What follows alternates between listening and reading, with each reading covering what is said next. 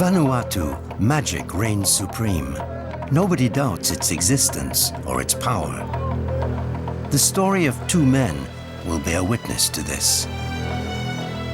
The first man, Koran, lives on Ambryn in the north. He's a fisherman. Lately, he seems to be cursed. For the last few days, he's come back empty-handed. Only a sorcerer, a magic man, can tell him what he must do. With the help of a volcano, they will go to and consult.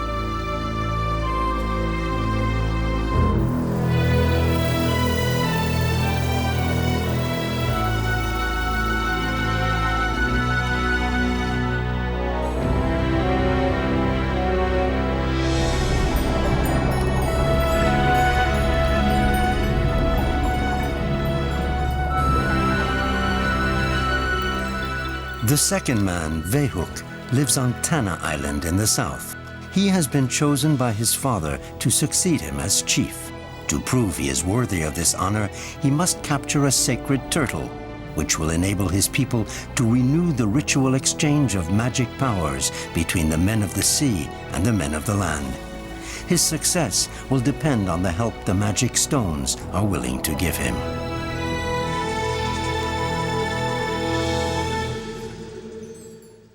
This is the story of Koran and Yehuk, who, although unaware of each other's existence, will both invoke magic to achieve a challenging goal. Ambryn is known as the Black Island. It's volcanic, like most of the 40 islands in Vanuatu, an archipelago in the South Pacific. The sea is a hostile world in the eyes of Melanesians, and a great many legends attest to this sentiment. Long ago, Ambryn was laid siege to by a very powerful enemy tribe. All the magic men united to carve a small boat or pirogue in the form of a shark. Once in the water, the magic pirogue turned into a real shark and devoured the enemy, thus saving the island.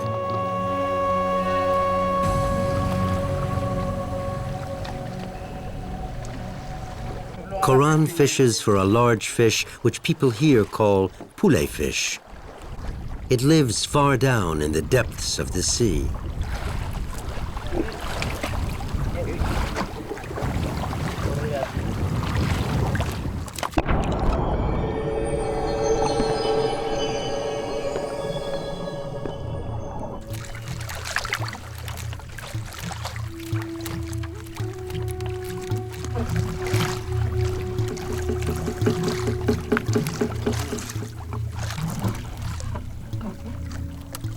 It's very hard to feel a fish biting with 300 meters of line. At the slightest movement, the hooks have to be raised.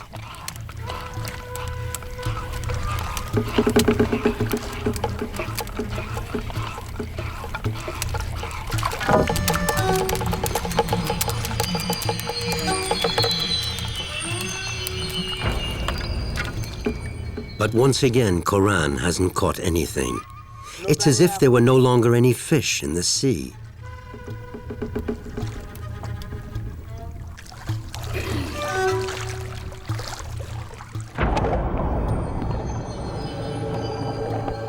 Koran's pirogue is traditional, but the winch system is recent. By linking the two techniques, Koran can now go after a kind of fish that nobody in the village has ever had access to. The winch, however, is not a customary tool, and Koran is therefore entering mysterious, little-known depths. This is the region where the Yaramus live, spirits which haunt the bottom of the sea. For fear of them hearing human presence, their name is never pronounced. Only the magic men are able to converse with them.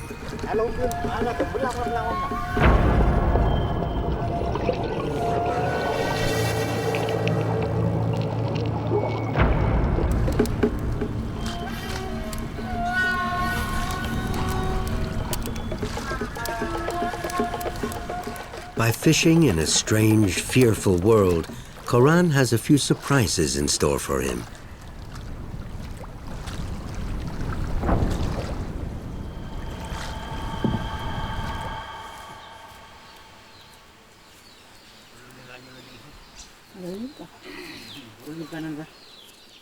Look at what I caught today, Mother. For days, nothing was biting, and today I bring back a head.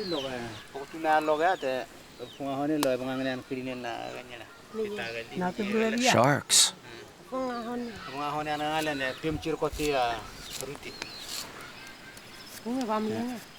I don't understand. Sharks don't usually eat my fish. There's a magic spell on me.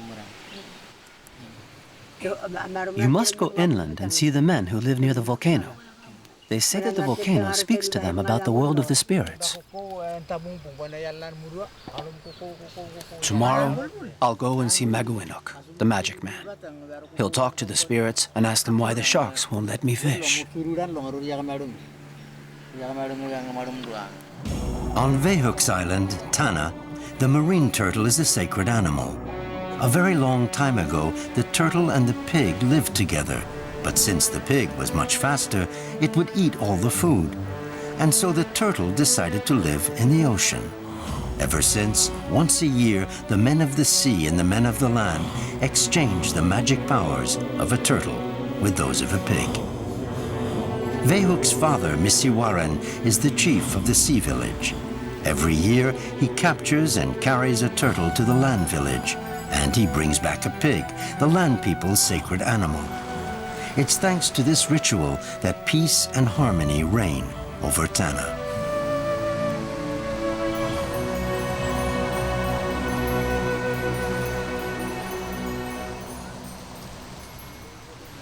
This year, Misiwaran feels too old to walk for 2 days to Yakel, the land village. His son Yehuk will take his place. He will entrust him with the task of fishing for a turtle and taking it to Yakel. Before this, however, Misiwaran must share the secret of the magic stones with him.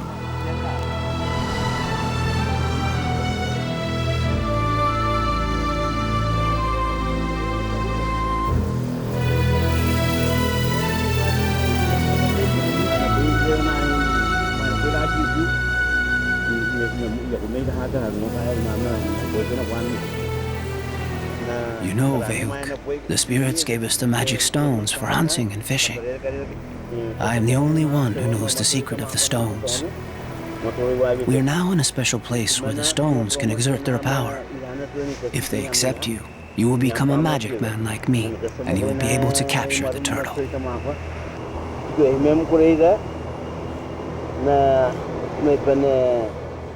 The black stone is the shark, and the white one, the turtle. To attract the turtle in the bay, you must turn the turtle stone towards the earth. Then you place the shark stone from behind, without forgetting the pilot fish stone. Thus the sharks will frighten the turtle and send it towards the coast.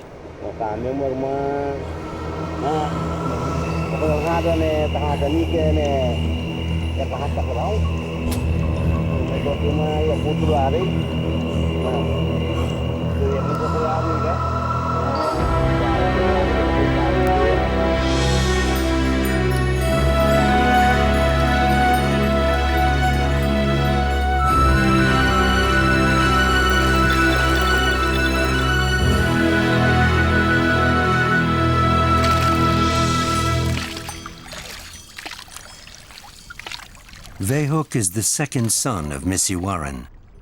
The old chief has chosen Yehuk to succeed him, but in order for the men of the sea to accept him as their future chief, he must accomplish a difficult task entrusted to him by his father.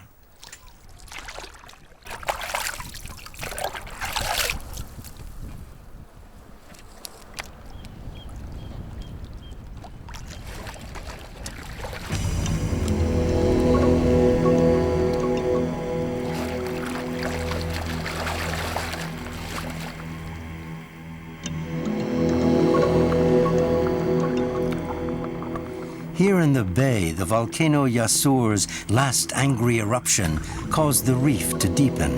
Ever since, turtles have been harder to find.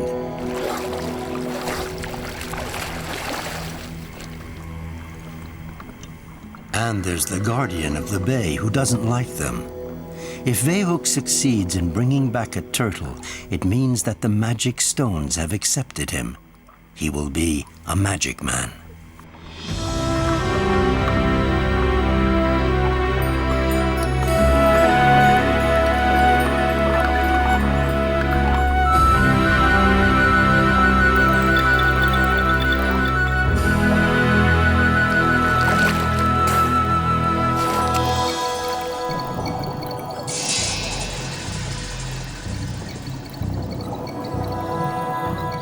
Just as Yehuk is trying to pull his turtle into the pirogue, the guardian of the bay comes and chases it away.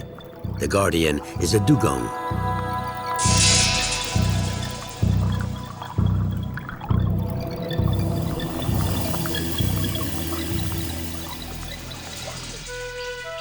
On the island of Ambryn, Koran is on his way to see Maganuk, another magic man. Maganuk lives alone in the forest, from which he gets his strength and his mysterious power.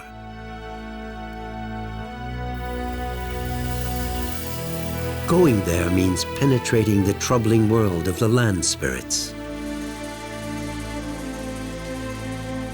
This is why Maganuk has come to welcome him.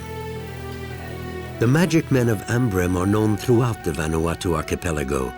They are feared and respected since they belong to secret societies. They are all men from the interior of the island.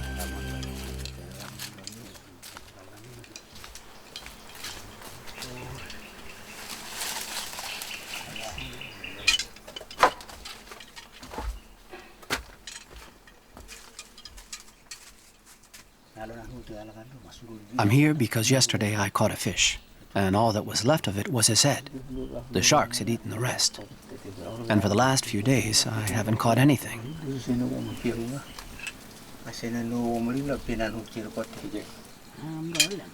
Listen, Koran. You must go to the volcano. The volcano is a great spirit. It will tell you the reasons for the bad fortune you are experiencing. Fishing with the winch is not part of our customs. You are disturbing the rules we live by. When we are at the summit, next to its mouth, I will question the volcano. You need not be afraid if I am with you. I am the magic man of the volcano.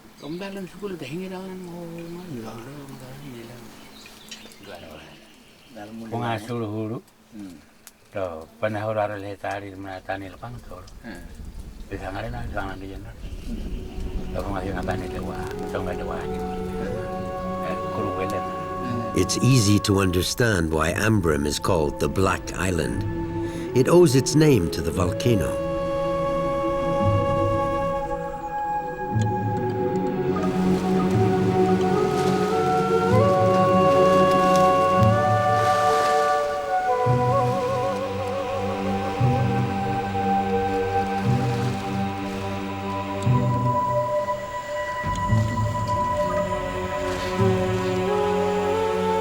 The path to the volcano is a magic one.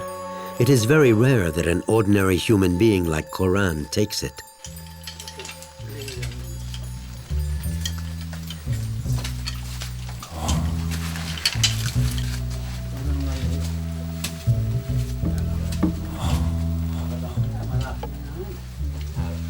It's impossible to venture here alone. There are no dangerous animals around, but one must watch out for evil, long-haired creatures with hooked nails.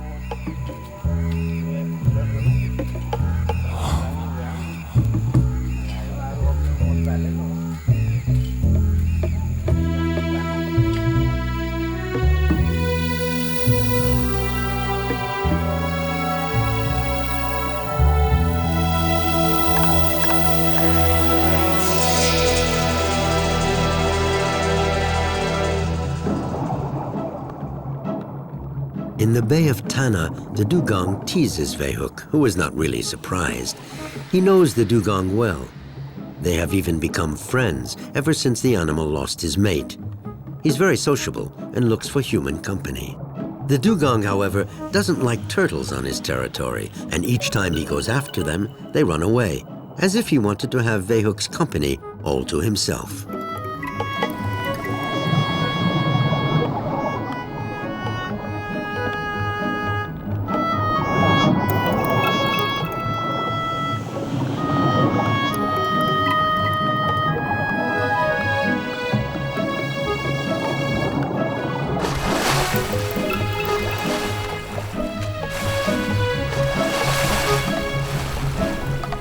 Dugongs are herbivorous mammals.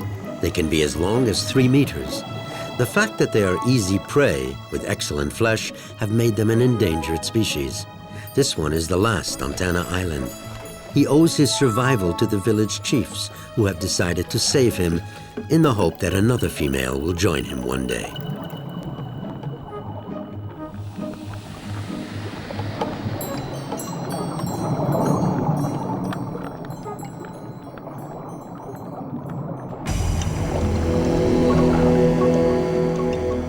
Yehuk goes searching for a turtle once again. Since the first one has escaped, the chances of finding another are small, but he believes in the power of the magic stones.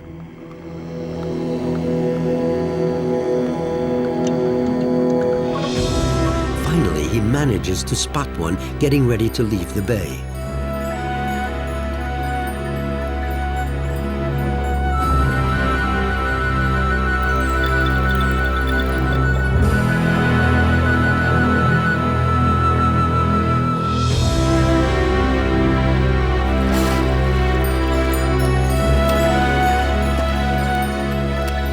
This time, Yehuk hurries in order to outdistance the dugong. He doesn't want his treasure to be stolen from him a second time.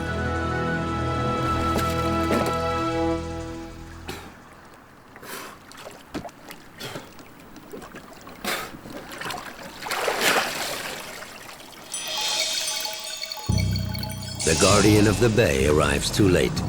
To console himself, he takes it out on the pirogue.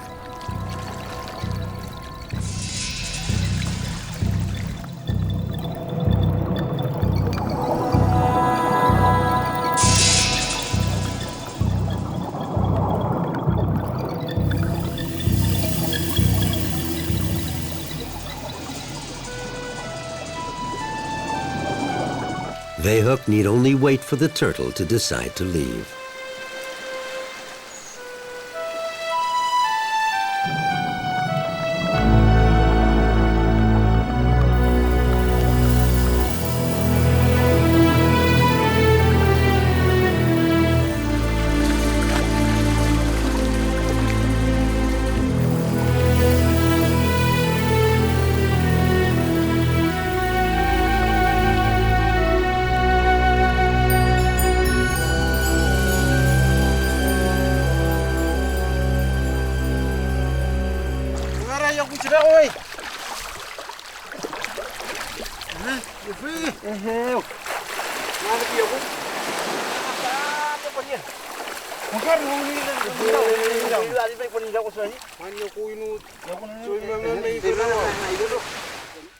Well done, my son. From this moment on, you are the magician of the stones. Well done, Yehuk. Now I'm going to help you carry the turtle to the men of the land.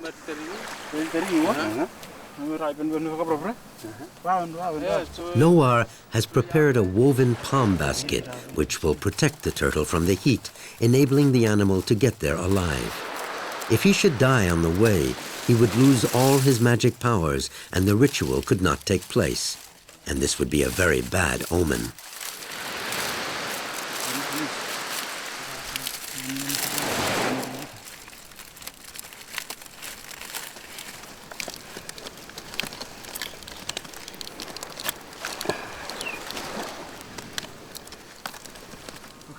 This is the first time the old man has delegated his mission to someone else. He has confidence, however, in his son, who has already accomplished much of his initiation.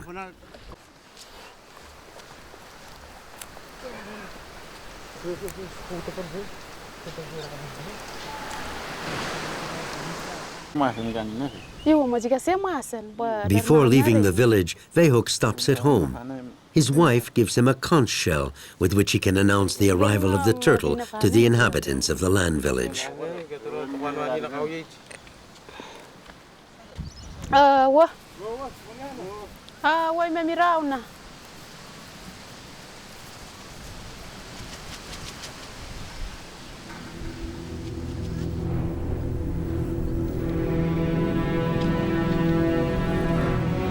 On the Black Island, Koran and Maganok continue their trek on the desolate road leading to the volcano.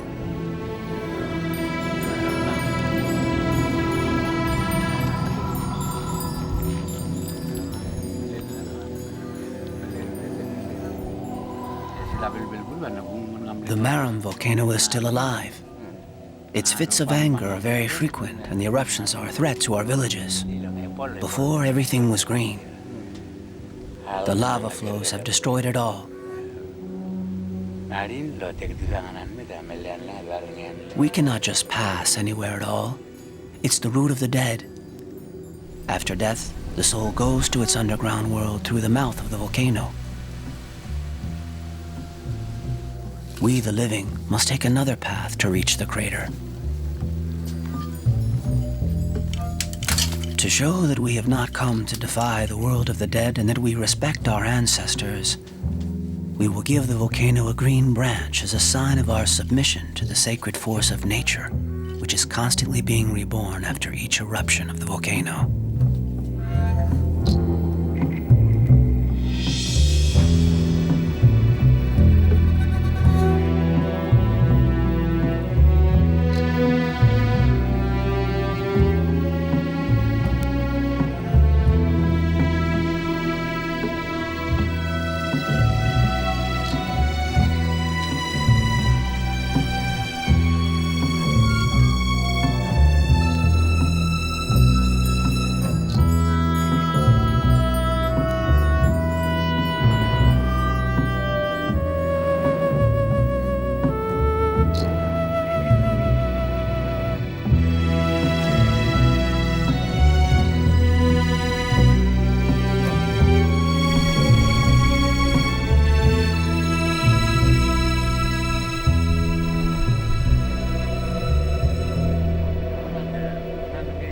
We must thank the volcano because it helps our earth to remain fertile, and it enables us to stay in contact with our ancestors.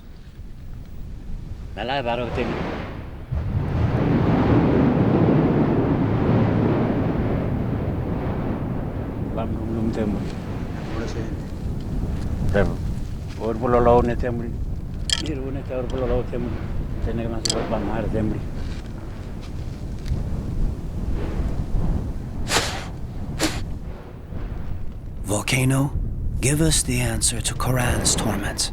May my questions penetrate you, and if you desire, enlighten us.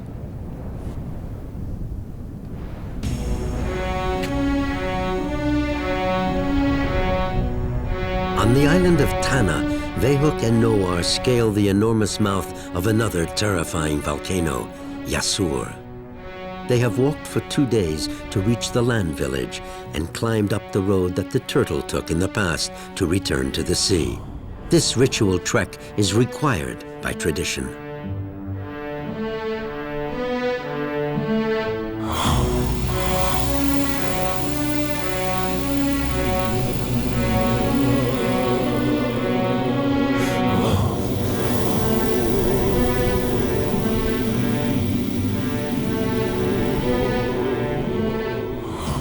For the people of Tanna, these places are full of invisible spirits. At the beginning of time, the god Wuningin created the soft and shapeless earth.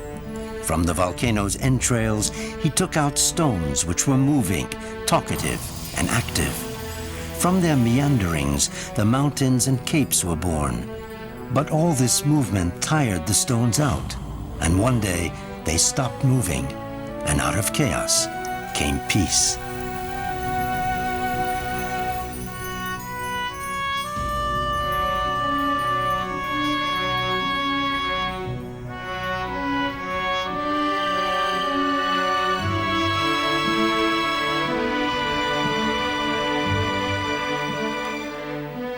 Today, the stones have stopped talking, but after sunset, they are on the move again. Errant and evil spirits come out and attack people who have not returned to their homes.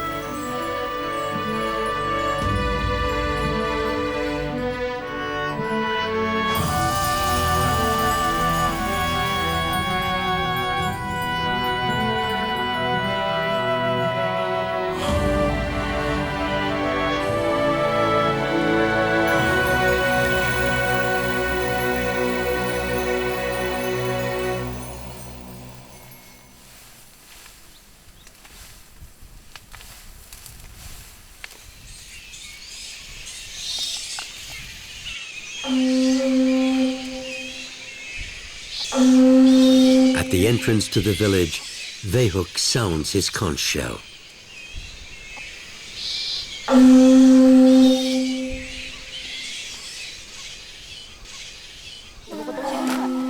The men of the land are thus warned of the solemn arrival of the sacred turtle.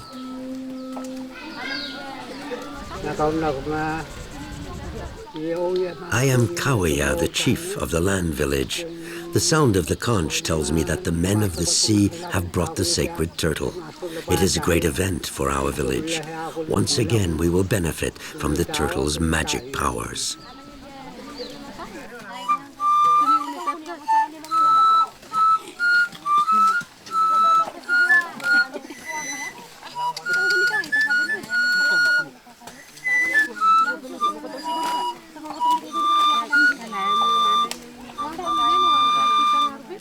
The inhabitants of the land village have kept their traditional way of life. Although contacts with the Western world are frequent, they have maintained all their ancestral customs. It is their will, their choice. The Melanesians are an agricultural people. They grow mainly yams and taro. This is women's work, guided by agrarian magicians.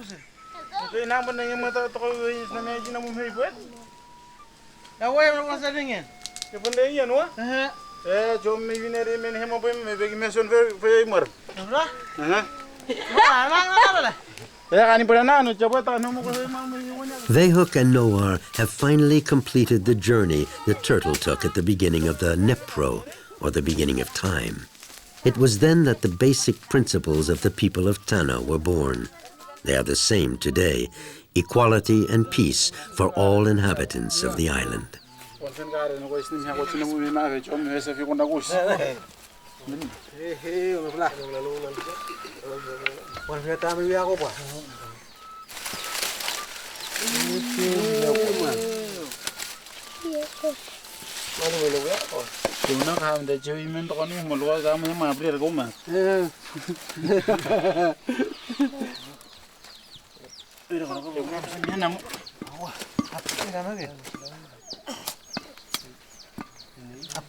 The turtle is very much alive. Yehuk has proven himself worthy of his father's confidence.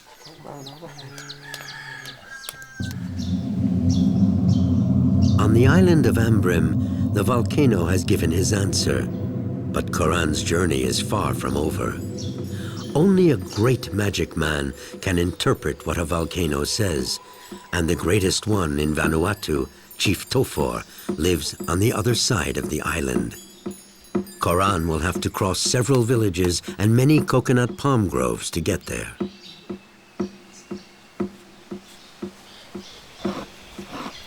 On the Black Island, everyone lives out of doors. The huts are only used to sleep and for shelter from the rain. The earth is devoid of greenery to show that there are sure areas, contrary to the forest, whose vegetation is barbaric and uncontrollable.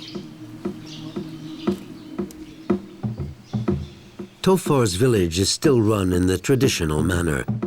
It's a society of grades in which power is not transmitted by heredity, but through ritualistic ceremonies.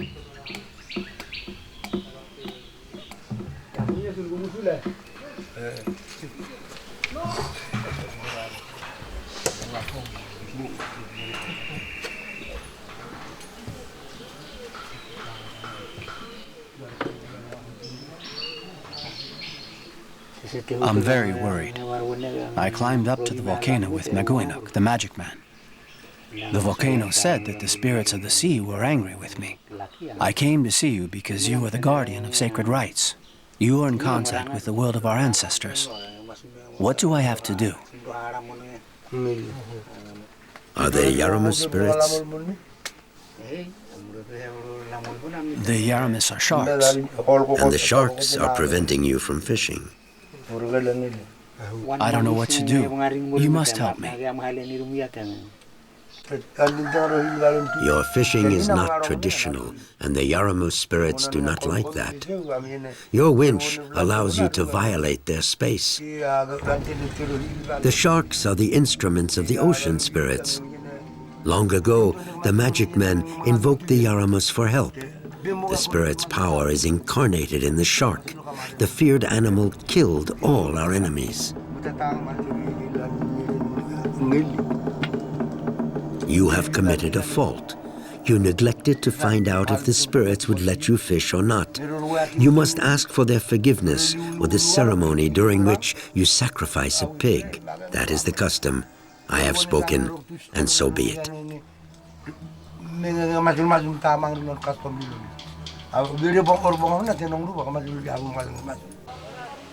As during the time of their ancestors, all the men near Tofor's village participate in a traditional event, making the monumental drum.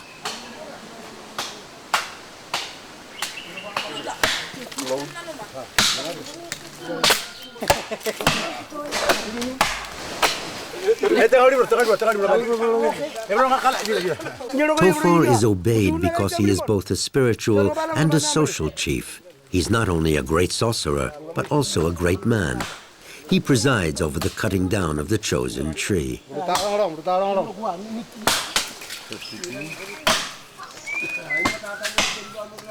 Drums from Ambryn Island are ritualistic musical instruments. They transmit the prayers of the living to the ancestors. They intervene for the living with the spirits of the sky, the land, and the sea. This is why men combine their strength to deliver the tree trunk to the sculptor.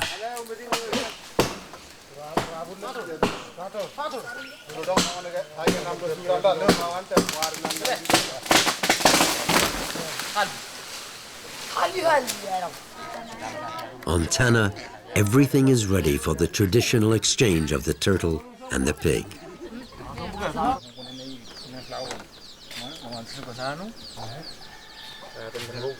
Along with the sons of Chief Kauya, Yehuk must now choose the pig he will take back to his village, the village of the sea.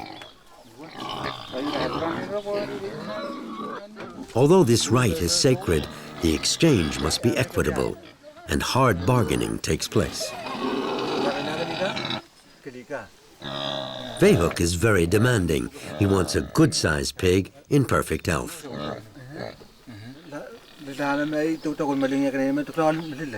Kauya's eldest son is reprimanded. He wants to give away the skinniest pig. Yehuk, however, is inflexible.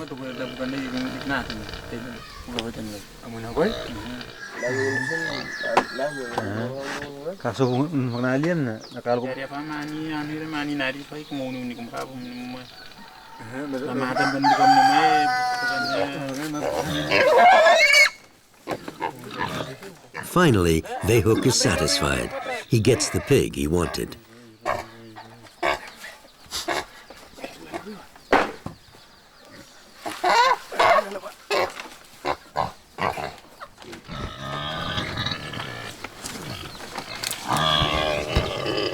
The pig has a very important place in the land people's lives.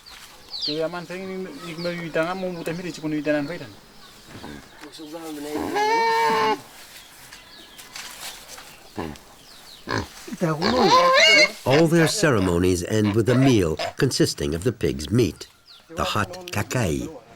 Like the turtle, it is at the base of all ritualistic exchanges and all alliances between villages. The association of the two animals is a symbolic throwback to the primitive enclosure they once shared. The kava root symbolizes the alliance between the men of the sea and the men of the land. It is at this moment that the exchange actually takes place.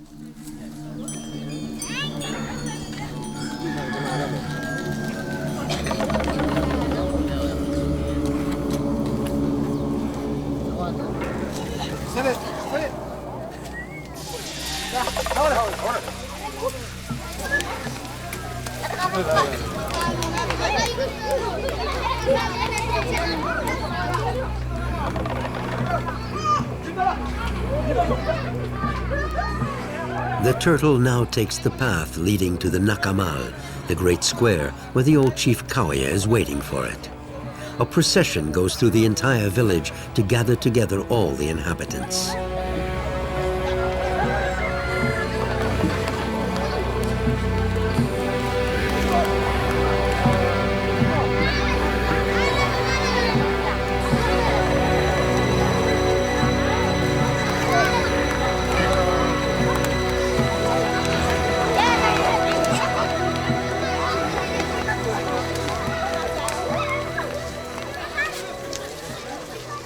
Once again, the magic stones have enabled the men of the sea to capture a turtle and to bring it here. In exchange, as custom dictates, we have given them a pig. Peace continues to reign on Tanna.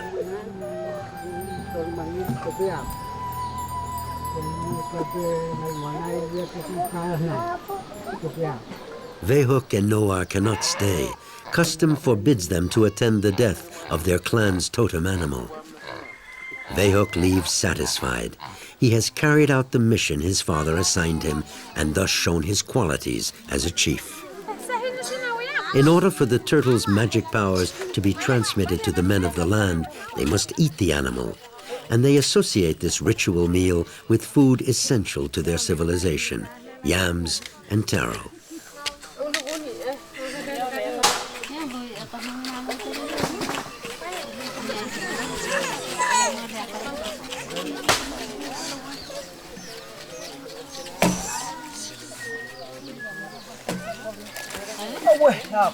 Cooking the animal is carried out in a traditional Melanesian oven. The stones are sacred and are only used once a year for preparing the pig. For the rest of the time, they are buried in a secret place.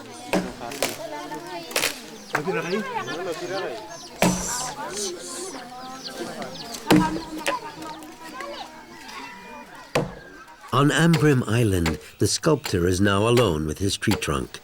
He will need 15 days to make the drum. He wears his ceremonial costume, rooster feathers and pig's teeth curved around the neck as a sign that he has a high place in the village hierarchy.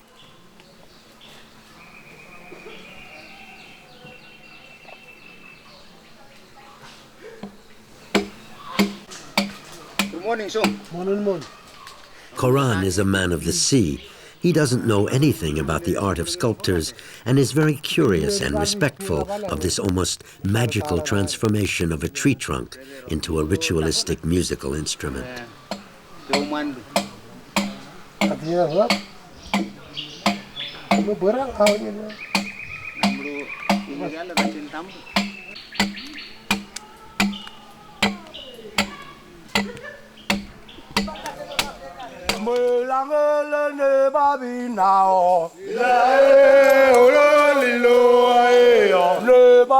Once the drum is finished, it is received with songs and dances of the entire community. This new drum will be consecrated by Tofor and placed among the others.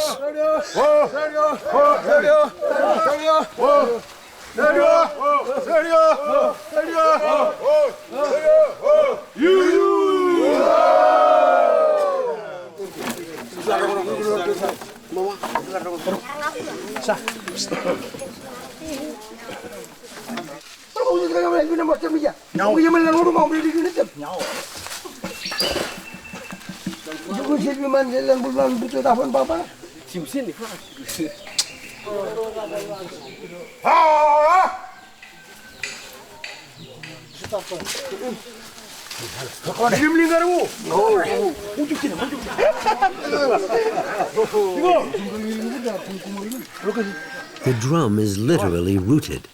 The wood, therefore, remains alive. Here, man too is like a tree, rooted in a particular place. A man cannot live, die, or be buried far from his own land.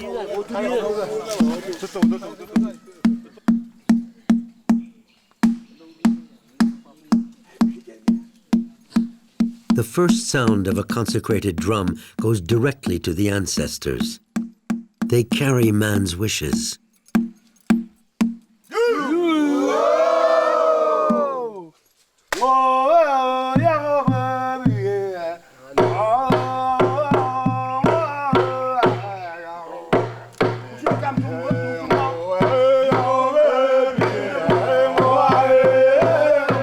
Here, all rites are carried out in the same manner.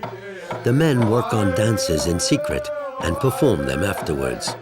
The drum is the only instrument. The dance is entirely based on rhythm. The men hit the ground with their feet, making as much noise as they can.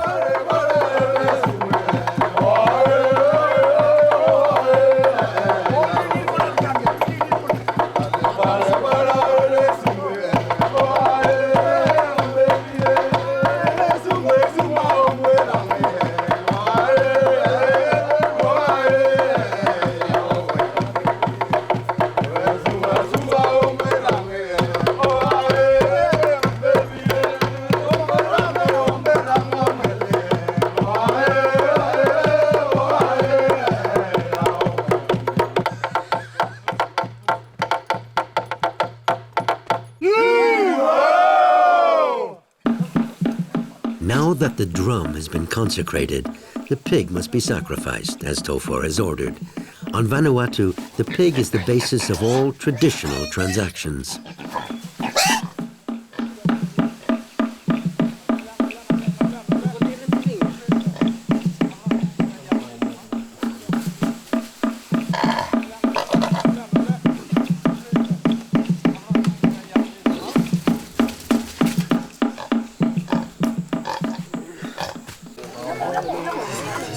In the land village on Tanna, the men are preparing for the ritual cooking of the turtle.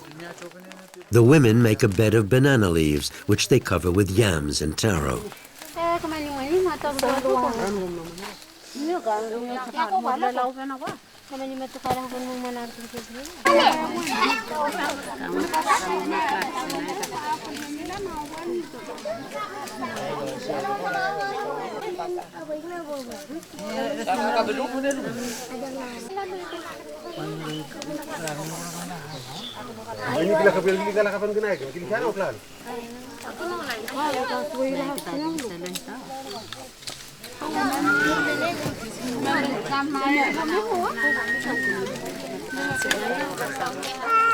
Preparing the turtle is a collective operation.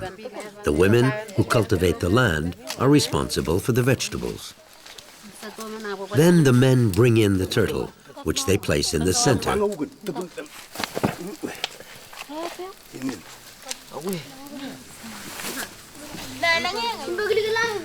Everything is covered with ferns. A thick layer of earth completes the preparation of the traditional oven.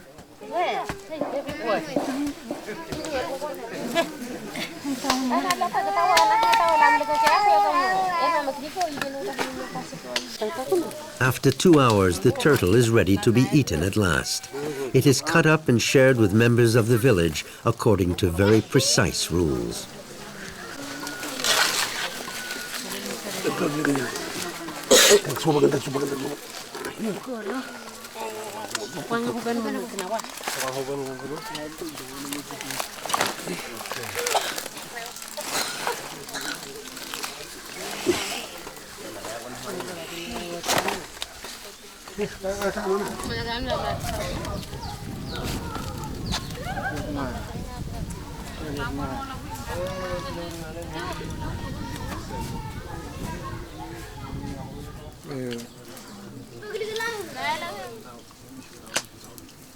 Kauia, the chief, gets the tankapa, the skull of the turtle.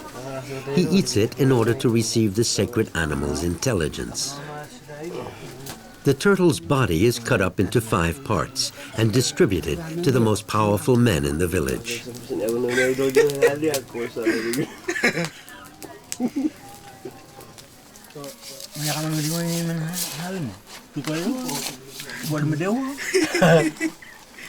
The turtle's back, the seat of its vital strength, is shared by all the villagers. The feast thus reinforces hierarchical links between members of the community. The ceremony ends with a dance that continues well into the night. The rhythms exalt the magic fertility of Tanna Island. They express the joy of having renewed the alliance with the village of the sea once again.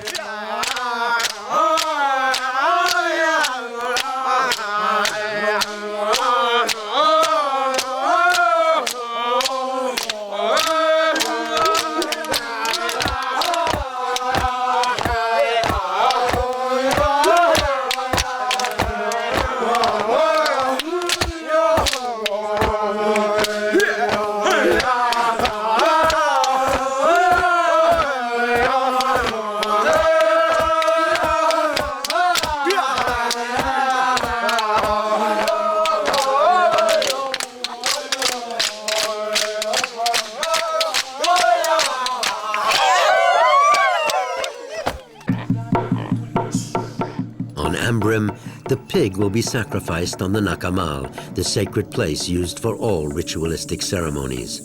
Only then will Koran's duty be considered complete.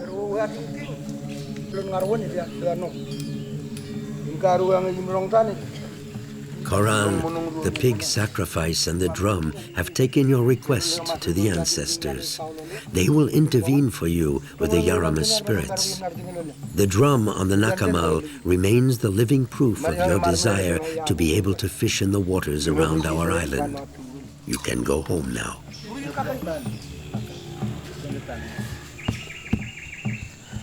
Lerongo, lerongo, ae, lerongo, lerongo, na, ronga, lerongo.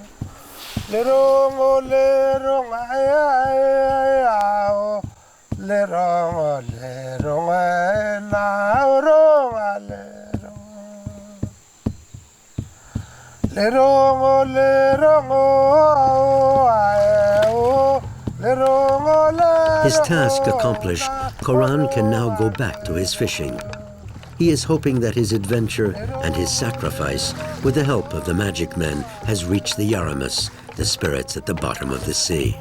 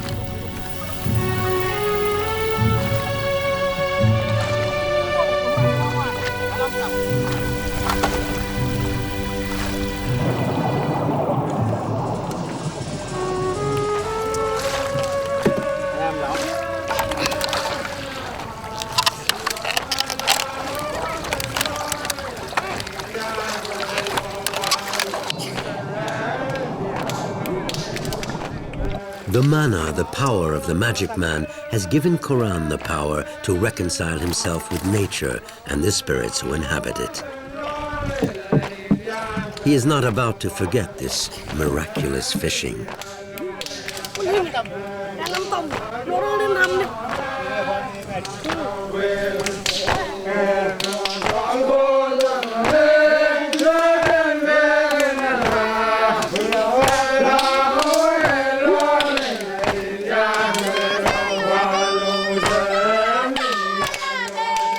To foreign visitors who express doubts about the power of the magic stones or who demonize them, Yehuk, the new magic man, explains that they are a gift of God to help man.